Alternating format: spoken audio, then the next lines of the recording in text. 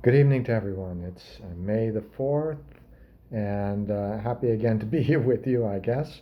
And I thought I'd continue a little bit more on Don Bosco's devotion to Mary, which we left off at last evening, and his devotion not only to Our Lady of Consolation, which was the devotion in northern Italy at the time, but the Immaculate Conception, which was a favorite of his, but especially with the help of Christians.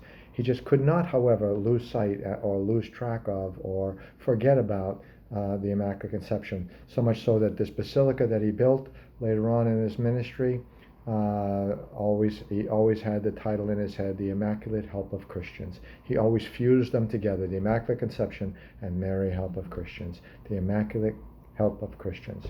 On his desk, he always had a little statue of Mary, and on it was a little placard, and the placard always said, the Immaculate Help of Christians. He just could not separate himself from both of those two loves in his life, the love of Mary and those two, under those two titles. Well, I'll move on a little bit, and in the second Sunday of October in 1844, he had a dream in which was kind of a continuation of the dream that he had when he was 9 years old,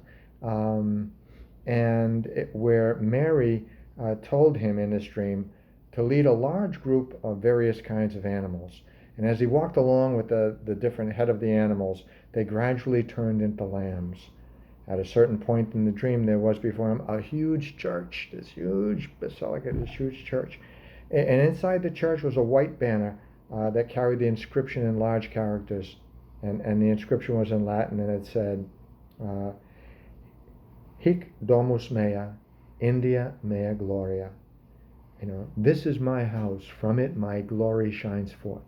Wonderful banner, and it says, Don Bosco, you will understand everything when with your material eyes you will see in actual fact that which you now see with the eyes of your mind.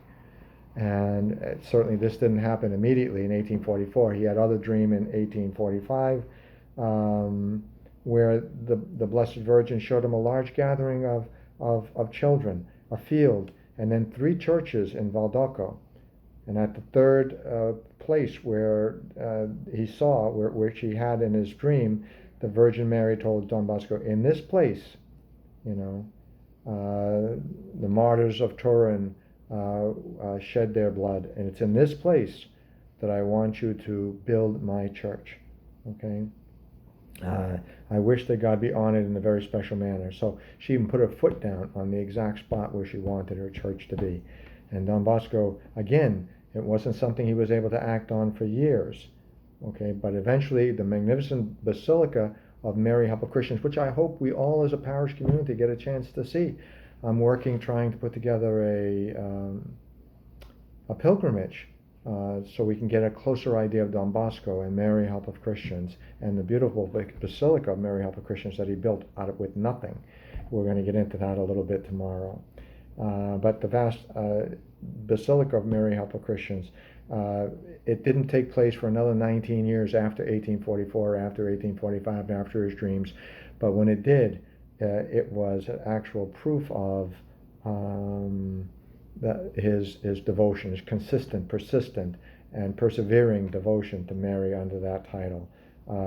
Someone whom he consistently thought and believed was looking out for him, was pushing him, promoting him, and nudging him in the direction of taking care of those young people most in need, the poor who are young. And that's where we get our mission as Salesians, especially to have a preference of working for the poor who are young.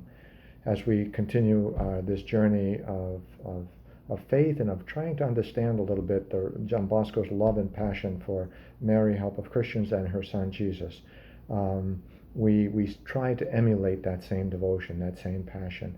In the course of this month, may we also grow in an appreciation for Mary under her title Help of Christians.